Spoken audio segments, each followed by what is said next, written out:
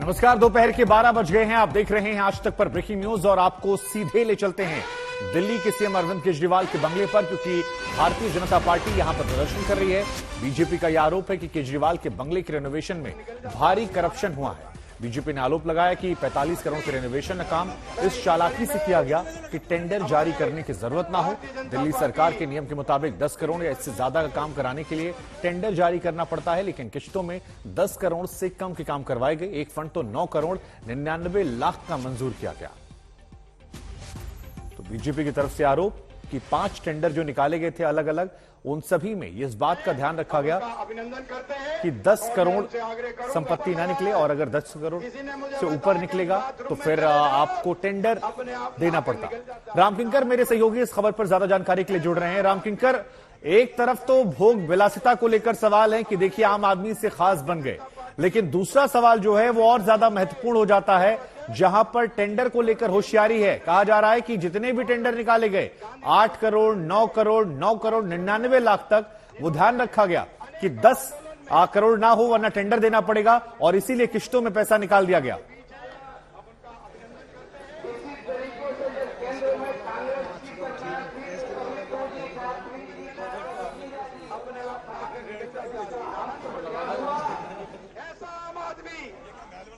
इसी कड़ी में हमारे रामकिंकर, आपको हमारी आवाज आ रही है? दिल्ली प्रदेश के पूर्व अध्यक्ष चलिए, फिलहाल दिल्ली बीजेपी के तमाम नेताओं को आप देख रहे हैं जो प्रदर्शन कर रहे हैं। स्टोन मार्बलिंग फ्लोरिंग में 6 करोड़ रुपए खर्च हुए, लेकिन सबसे महत्वपूर्ण बात जो है वो टेंडर को लेकर है। कहा जा रहा है कि जिस तरह से पैसों का आवंटन किया गया उसमें बड़ी होशियारी दिखाई गई है, क्योंकि 10 करोड़ के ऊपर नियम कहते हैं कि आपको टेंडर जारी करना पड़ेगा। आपको सुनवाते हैं बीजेपी की तरफ से ताजा हमला क्या हुआ है। दिल्ली सरकार का एक जनरल फाइनेंशियल रूल 2019 है, जो ये सीमा निर्धारित करता है कि 10 करोड़ रुपए से अथवा 10 करोड़ या इससे ऊपर का कोई भी एक्सपेंडिचर होगा तो वो एलजी के पास जाएगा। 10 करोड़ तक के एक्सपेंडिचर है, 10 करोड़ से नीचे तक के एक्सपेंडिचर की व्यय करने की जो शक्ति है वो विभागाध्यक्ष यानी हेड ऑफ द डिपार्टमेंट के पास रहेगी, यानी डिपार्टमेंटल मिनिस्टर के पास रहेगी। अब आप देखिए, इस बंगला बने न्यारा के भिन्न भिन्न चरणों में 9-9 करोड़ से ऊपर के कई एक्सपेंडिचर्स हुए हैं जो अलग अलग हेड में किए गए हैं।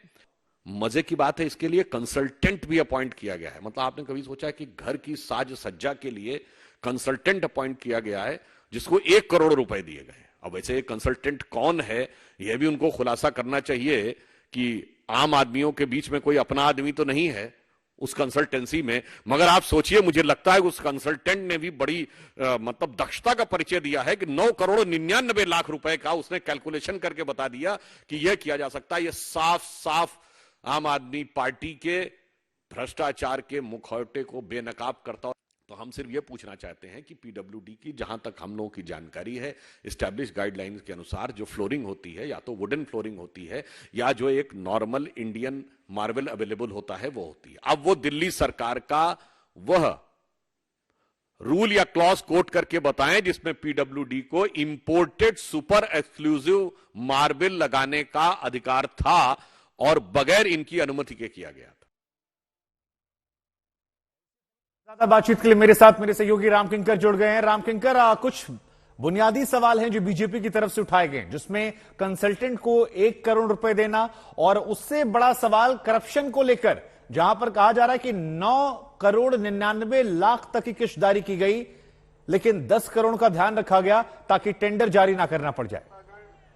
आज के इस कार्यक्रम में उपस्थित हमारे ज्येष्ठ और श्रेष्ठ नेतागण, आज के इस कार्यक्रम में उपस्थित राम, अब तक हमारी आवाज पहुंच रही है? मित्रों एवं साथियों, मेरे से पहले पूर्व वक्ताओं ने आपको रामकिंकर, आप अगर हमारी आवाज पहुंच रही है तो आपसे सवाल ये है, जहां पर चंद्रगिराम अखाड़े पर आपसे सवाल ये है कि बीजेपी की तरफ से टेंडर को लेकर सवाल खड़ा किया गया है। कहा गया कि 9 करोड़ 99 लाख तक की किश्त जारी कर दी गई ताकि टेंडर ना पास करना पड़े। वहां की तस्वीरें दिखाइए, और ये जो करप्शन को लेकर सवाल हुए हैं ये कितना डेंट करने वाले हैं अब अरविंद केजरीवाल को? उसकी पोल खुली है।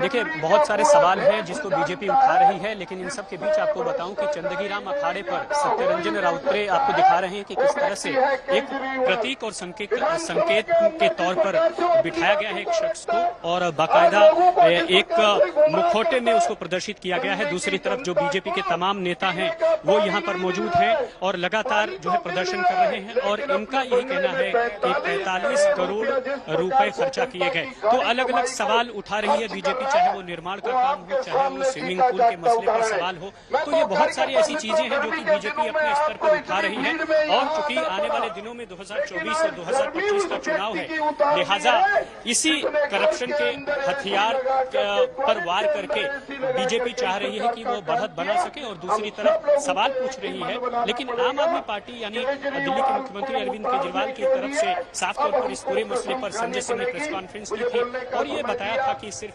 रेनोवेशन हुआ था, डेकोरेशन हुआ था। लेकिन बीजेपी का सवाल यही है कि आखिरकार कैसे। बिल्कुल, और ये सवाल जो है ये लगातार तस्वीरों के माध्यम से हम देख भी रहे हैं कैसे खड़े किए जा रहे हैं। इस खबर पर हमारी नजर बनी हुई है।